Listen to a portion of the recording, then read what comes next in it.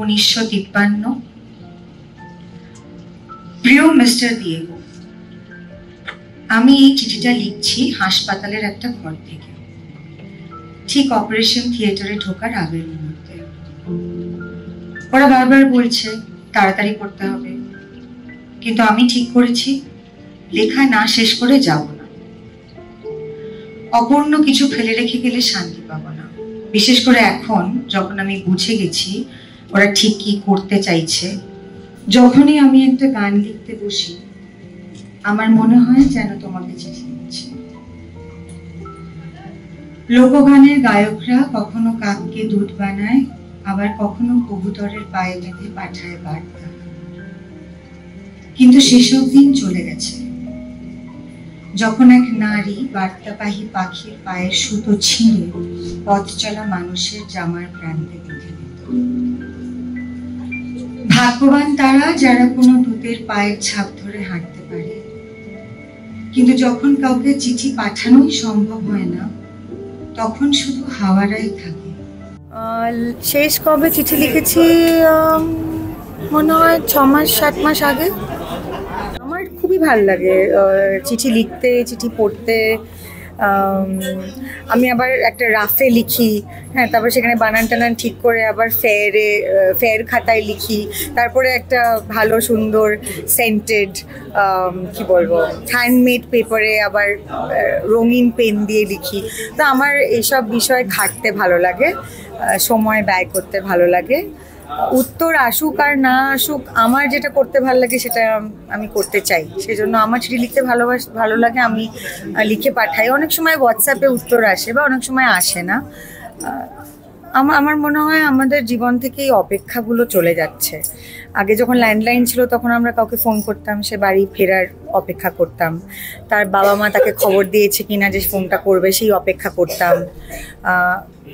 তারপরে চিঠি লেখার সময় অবভিয়াসলি উত্তর আসার অপেক্ষা করতাম। এখন তো সবই হোয়াটসঅ্যাপ, মানে সিন হয়েছে কি না, ডাবল টিক হলো কি না, উত্তর এলো কি না। And we are becoming very impatient as a কি বলবো জেনারেশন। কারণ অনেক সময় দেখেছি যে ধরুন আমাকে কেউ একটা মেসেজ করেছে যে আপনি একটু ফ্রি হলে জানাবেন, ফোন করব। 2 মিনিটের মধ্যেই কিন্তু ফোনটা আসতে শুরু করে দেয়। মানে আমি যে জানাবো যে আমি এখন খালি আছি বা এখন কথা বলতে পারবো, ওইটুকু অপেক্ষাও মানুষ আর করতে পারে না। প্রেমের ক্ষেত্রে এই অপেক্ষাটা তো খুবই সুন্দর, আমার মনে হয় সেটাই সবচেয়ে সুন্দর।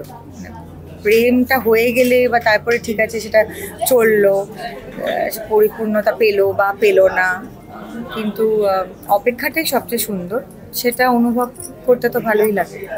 আমি যে কটা চিঠি আজকে পড়লাম, পড়েই মনে হচ্ছিলো যে ভাগ্যিস তাদের সময় সোশ্যাল মিডিয়া ছিল না, না হলে তো তাদের যা পরিমাণ কি বলবো খেয়েও করা হতো। এবং এই প্রত্যেকটা চিঠি অন্তত যেগুলো আমি পড়েছি, অনির্বাণেরগুলো অন্যরকম ছিল, কিন্তু আমারগুলোর মধ্যে একটা অসম্ভব চাওয়া, না পাওয়ার টানাপোড়েন, মানে এই যে ক্রেভিংটা, হ্যাঁ, যে উত্তর আসছে না, চিঠি পৌঁছচ্ছে কিনা জানি না, চিঠি জবাব আসছে না, বা আমি তোমাকে ভালোবাসি, আমি তোমাকে ছেড়ে চলে গেলেও আমি তোমাকে ভালোবাসবো।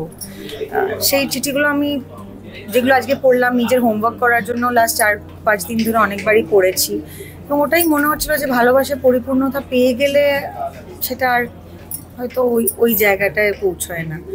একটা সম্পর্কের মধ্যে যে টানাপোড়েনগুলো থাকে বা যেগুলো খারাপ থাকে সেগুলো আমার মনে হয় সময়ের সঙ্গে সঙ্গে আমরা ভুলে যাই। ভালোটাই আমাদের মনে বিরাজমান হয়ে থাকে, এবং সেটা মনে পড়লে সেটা ভালো লাগা নিয়েই মনে পড়ে। অসুবিধে হচ্ছে যে সেটা মানুষের কাছে ব্যক্ত করতে গেলেই একটা ব্যাকল্যাশ আসে যে কেন মনে পড়ছে। এবং মনটা আমার, কি পড়বে আর কি না পড়বে সেটা তো অফকোর্স আমি ডিসাইড করব। 1895 সালে সমকামের অপরাধে কারাদণ্ড দেওয়া হয়। জেলে থাকতে তিনি তার প্রেমিক অ্যালফ্রেড ডগলাসকে একটি দীর্ঘ চিঠি লেখেন, যা পরে বই হয়ে বেরোয়। সেই চিঠির একটু অংশ পড়ছি।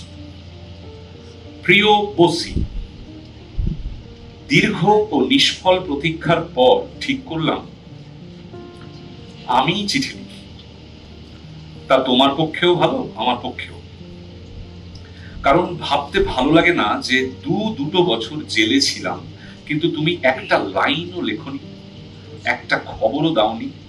আমি শুধু যন্ত্রণাই পেয়েছি। আমি হোয়াটসঅ্যাপ করি, মেল করি, মেসেজ করি, আর চিঠি এখন লেখা হয় না কারণ এই সুবিধাগুলো চলে এসেছে।